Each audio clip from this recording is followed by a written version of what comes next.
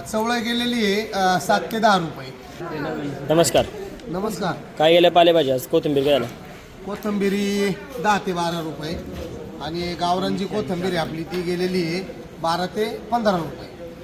मेथी गेलेली आहे 10 ते 15 रुपये. लय चॉपर माल असेल तर तो 15 रुपये गेलेला आहे. तशी रेंज 12, 13, 14 पर्यंत मेथीची रेंज आहे. कांदापात गेलेली आहे आज 6 ते 8 रुपये. 6 ते 8. चवळा गेलेली आहे 7 ते 10 रुपये.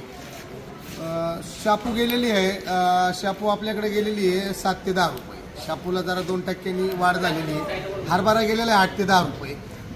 जो आपला हडपसर मुळा असतो तो हडपसर मुळा 13 रुपये गेलेला आहे आज. रेग्युलर मुळा हा 8-10 रुपयेचा आहे.